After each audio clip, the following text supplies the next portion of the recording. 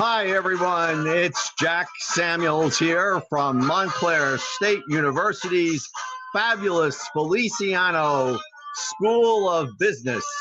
And this is the first edition of the Fun Doctor, sponsored by the Feliciano School. And we have an exciting topic for you today about the future of the cruise industry.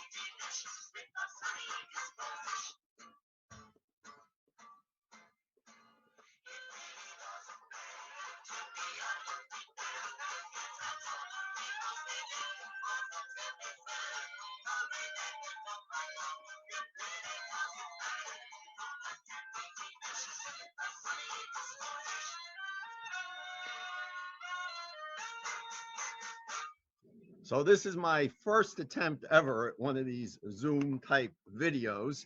So bear with me, and hopefully we'll all learn something from this edition one. That song you were listening to is by the Manhattan Transfer, and believe it or not, that was my radio theme song when I used to be a DJ in college. I went under the moniker of Big Jack Daniels with you on WCSU, and that was at SUNY Cortland, where I produced a lot of pop concerts, including the Grateful Dead and Billy Joel and a host of others. From there, I've had a very long career, and I've been teaching at Montclair State University now for, this is my 40th year actually, in the sports events, tourism, hospitality, recreation, leisure, call it what you want. But my specialties are cruise ship management, ski area management, events planning and entertainment planning. I'm kind of a broad generalist within the umbrella of all those things. Oh, and I forgot, the other very important one is that I am also very well known in the theme park and attractions business. I'm an honorary citizen, actually, of Walt Disney World, which sounds a little strange at times. But I have written over 250 articles for the theme park press. So that tells you a little bit about me in this first edition of the Fun Doctor for the Feliciano School. And the topic for this first edition is the future of the cruise industry as we've suffered through this corona virus thing. Of course, all of the hospitality, tourism complex of industries has taken quite a hit. And what brought this to me doing this first edition, it was the fact that I read an article yesterday from a Byron King, who's the managing editor of a website called Whiskey and Gunpowder, kind of a strange named website. But he wrote a pretty, interesting piece about the cruise industry, but it's kind of gloomy. So I'm just going to read you some excerpts of this from this so you can get an idea of what's going on here. He writes, the original Pearl Harbor, as you likely know, occurred on December 7th, 1941. In under 2 hours, an entire fleet and operational theory of war, the battleship Navy of old, was rendered obsolete by global events and technology that originated far over the horizon in Asia. Now it's the cruise ships industry turn to meet that fate. So he goes on to say basically that the cruise ship industry will disappear from the planet. And then he talks about the fact that the cruise ship industry doesn't deserve a bailout from this misery that we're all enduring, largely because of the fact that they don't employ a lot of Americans.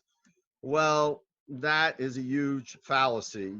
And I'd like to share with you my response today to this. And I'm sure all of you cruisers out there will be uplifted by this response. So I say a lot of things which he says in the article about the cruise industry are true in terms of economics and taxes. This, however, is a business model that is brought about by human resource availability and America not requesting the taxes that he mentioned in the article. For example, he says, you know, they don't pay taxes on booze and they don't pay as much corporate taxes.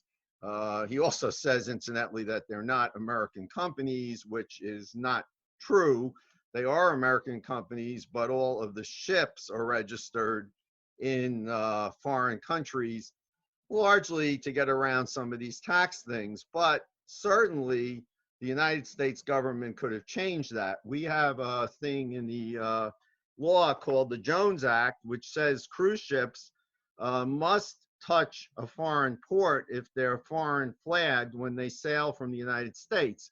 So there's no reason why Congress couldn't have passed other laws that required the cruise ships to pay some of these taxes that they don't pay.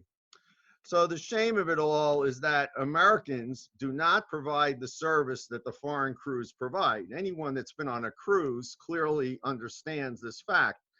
Norwegian Cruise Line tried floating several ships in Hawaii a few years back with American crews. And when we were on that particular Hawaiian island cruise, Americans were constantly complaining about the poor service.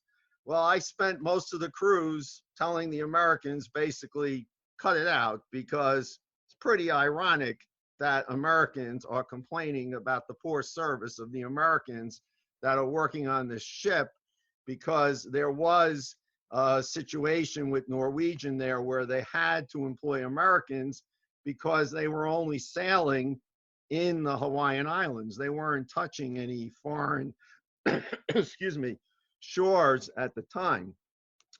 So what the author of this article was not recognizing is that Americans do not work like these foreigners who find these positions economically more attractive because of the economies of the countries those folks come from.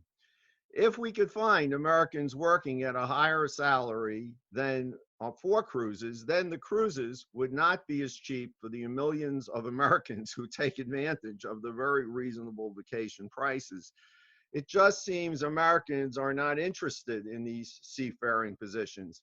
However, I can tell you, and I've taught several cruise ship management courses on a cruise ship. In fact, we were on the last cruise of the Escape, the Norwegian Escape, that was the last one before they all disappeared from operating. And there are always some Americans on these ships. And basically what I found when any of my students have applied, they always get jobs with the cruise lines because they do like to hire Americans. It's just that nobody applies for the positions.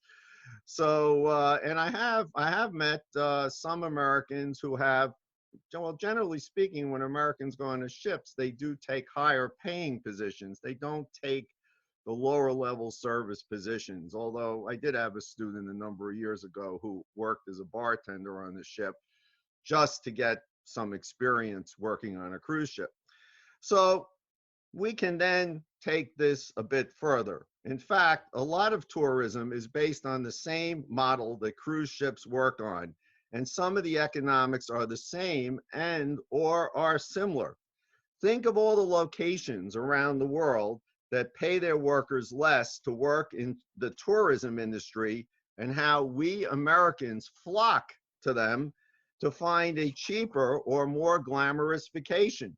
In fact, what he said in this article is that most of the world tourism industry will probably cease to exist. If we use this logic, and of course, this would be a worldwide economic and social tragedy beyond belief. 10% of all the jobs, I think I mentioned this again in this piece later on, in the world are at least 10%. Well, in the U.S. it's 10%, but in other countries it's a lot higher. And tourism is the biggest industry in the world overall. So there are hundreds of thousands of people who work at home on booking cruises for Americans. I mean, those are Americans working for the cruise industry. A lot of these people work out of their homes, and they have children and families at home. They're raising their kids and they're working out of the home. Many of them are also retirees. So the cruise industry disappeared, obviously all these Americans would be losing their jobs. The people that work in the ports and other things supporting the ships would all lose their jobs as well. In fact, when we came off the Escape the other day, the port workers were very, very distressed. And, what can you expect? Because they were all losing their jobs at the height of the tourism season. And another crazy thing is the state of Alaska would probably be bankrupt because almost all of their economic activity comes from tourism and the cruise industry. Skagway, Ketchikan, most of these ports in Alaska, there's not many people there in the wintertime at all. I mean, there's a handful of year-round residents, and a lot of them don't work in the winter, but they work really hard from late May till probably through September in most cases.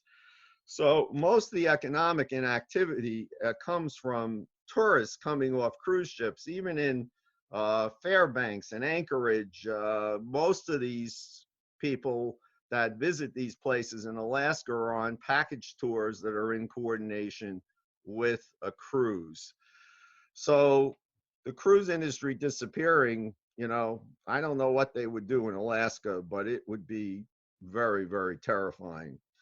The impact on the airline industry from cruises, as he says in the article, is actually correct. It would also have a severe impact on the airline industry.